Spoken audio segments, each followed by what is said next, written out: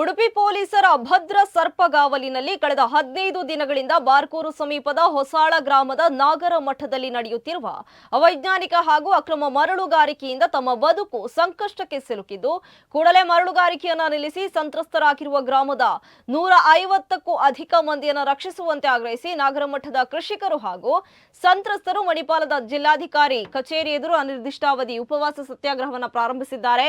ತಮ್ಮ ಬೇಡಿಕೆಯನ್ನು ಈಡೇರಿಸಿ ಅವೈಜ್ಞಾನಿಕವಾಗಿ ಹಾಗೂ ಅಕ್ರಮವಾಗಿ ನಡೀತಾ ಇರುವಂತಹ ಮರಳುಗಾರಿಕೆಯನ್ನು ನಿಲ್ಲಿಸುವಂತೆ ಕಳೆದ 3 ದಿನಗಳಿಂದ ನಾಗರ ಮಠದ ಮರಳುಗಾರಿಕಾ ಪ್ರದೇಶದಲ್ಲಿ ಧರಣಿ ಪ್ರತಿಭಟನೆ ನಡೆಸಿದ್ದ ಗ್ರಾಮಸ್ಥರು ಇದೀಗ ಮಣಿಪಾಲದಲ್ಲಿ ಜಿಲ್ಲಾಧಿಕಾರಿ ಕಚೇರಿ ಎದುರು ಬೇಡಿಕೆ ಈಡೇರುವವರೆಗೂ ತಮ್ಮ ಪ್ರತಿಭಟನೆಯನ್ನು ಮುಂದುವರಿಸುವ ದೃಢ ಸಂಕಲ್ಪದಿಂದ ಉಪವಾಸ ಸತ್ಯಾಗ್ರಹವನ್ನು ಪ್ರಾರಂಭಿಸಿದ್ದಾರೆ.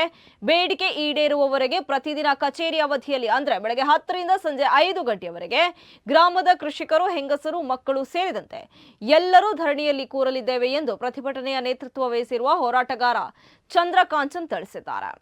ಬೇಕಂತ ಮೈಕ್ ಇಟ್ಕೊಂಡು ಸಂಸದರು, ಶಾಸಕರು ಎಲ್ಲಾ ಕಡೆ ಇದು ಮಾಡ್ತಾರಲ್ಲ, ಮೈಕಲ್ಲಿ ಅನೌನ್ಸ್ಮೆಂಟ್ ಮಾಡ್ತಾರೆ. ಅದು ಖಾಲಿ ಅನೌನ್ಸ್ಮೆಂಟ್ ಮಾತ್ರನಾ ಸರ್? ನಿಜ ಜೀವನದಲ್ಲಿ ಇಲ್ವಾ? ಹೌದು ಸರ್. ತಹಶೀಲ್ದಾರ್ ಅವ್ರು ಬಂಡವಾಳ ಹಾಕಿದ್ದಾರೆ ಅಂತ. ಬಂಡವಾಳ ಯಾರು ಅದ್ರ ಕೇಳಿ ಹಾಕಿದ್ರು ಸರ್? ಯಾವ ಮೂಲಭೂತ ಸೌಕರ್ಯ ಕೊಟ್ಟಿದ್ದಾರೆ? ಒಂದು ಹೊಳೆಗೆ ಬಂಡವಾಳ ಹಾಕ್ಬೇಕಂದ್ರೆ ಆ ಗ್ರಾಮದ ಏನು ಅರ್ಹತೆ ಇದೆ ಅಂತ ನೋಡ್ಕೋಬೇಕು. ಮರಳು ಬೆಳಿಬೇಕಂದ್ರೆ 8 ವರ್ಷ ಆಗ್ಬೇಕಂತ ಹೇಳಿ ಜಿಯೋಲಜಿ ಅವರು ರಿಪೋರ್ಟ್ ಕೊಡ್ತಾರೆ. ಅದು ಪಶ್ಚಿಮ ಘಟ್ಟ